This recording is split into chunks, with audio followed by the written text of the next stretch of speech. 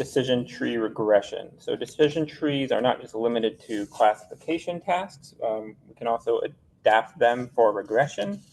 So there is scikit-learn's decision tree regressor, and that's the model to train a decision tree on some sort of noisy data.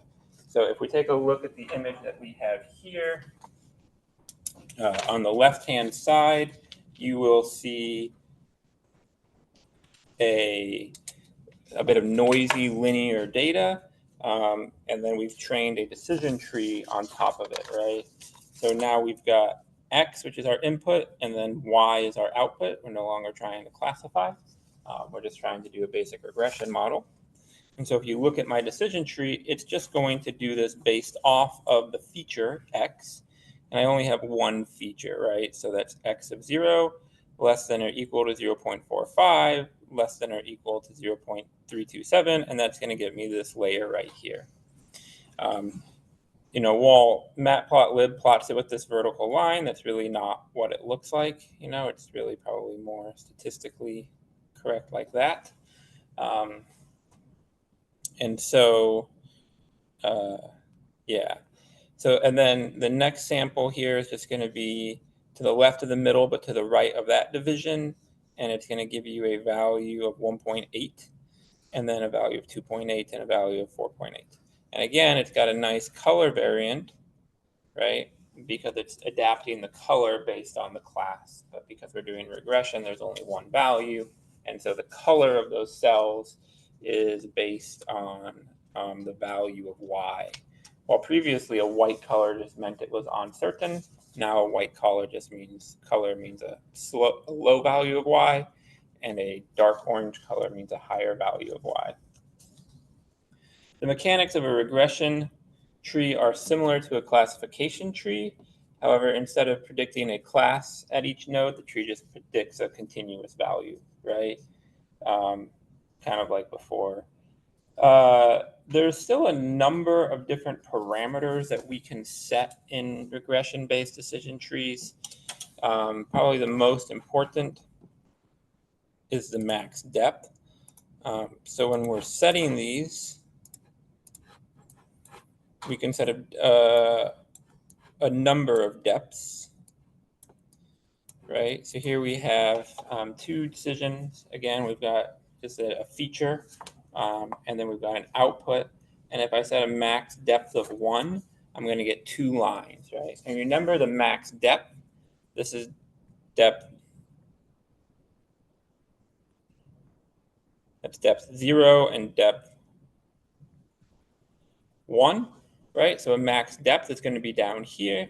And because you only split each one twice, a max depth of 1 is going to give you two data points, or two pieces, right? I can do a max depth of 3, so that's going to give me 1, 2, 3, 4, 5, 6, 7, 8, because I can split each of those 4 on. So here on my depth of 2, right? I've got 4, and I can split them all again into a depth of 3, and I've got 8. So there's lots of parameters that I can use to adjust my regression trees. Mathematically, we're still going to use the CART algorithm.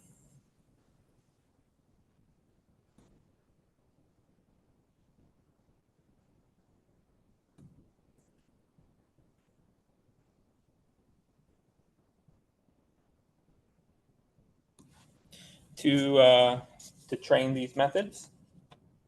And that cost function is going to be written like this. So again, just as before, we're interested in building out a cost function. So it's going to be J, which is our cost for K comma T threshold of K. And that's going to equal M to the left underscore M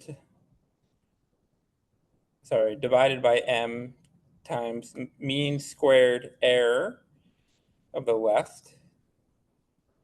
And so what you can see from this cost function is we're just trying to minimize the mean squared error between the two, plus m of the right divided by m times mean squared error of the right. And we can do that as the mean squared error of a node is equal to the summation of I as a set in that node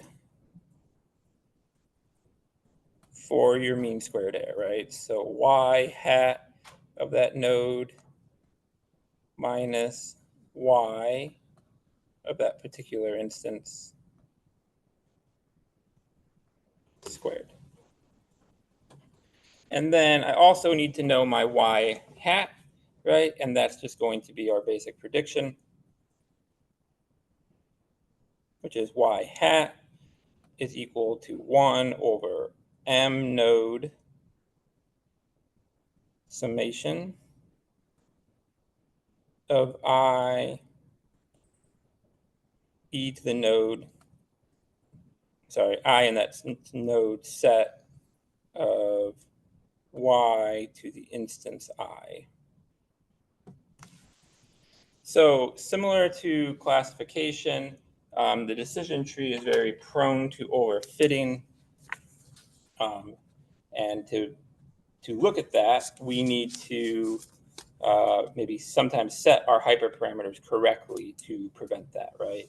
Particularly if it's not regularized. So one way to do that, and a very common way to do that, is setting your min samples in a leaf. So in scikit-learn, that's min underscore samples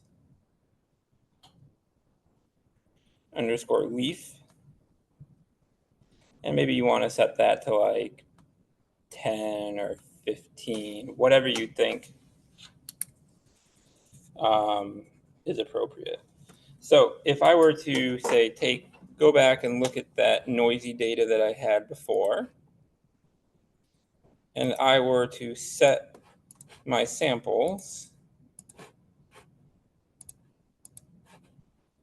the minimum samples in my leaf, I might end up like something like this.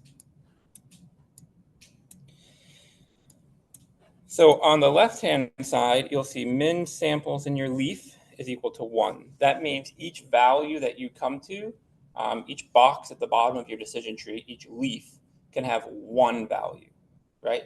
And if you only have one value, that allows this orange line here to try to classify that one data point, right? So it's not doing a regression as much as it's just hitting that single data point. So it's overtrained. So if you set your min samples in your leaf to 15, that means, hey, this is all going to be a leaf, and I have to have at least 15 samples there. I can have more, but if the optimization problem tells me I'm going to have less than 15, I will either re-optimize it with a new boundary constraint, or I will just stop optimizing on that branch and call those nodes leaves. And so by doing that, I get a more regularized model that isn't quite so heavily overfit, right? But it stair steps its way through.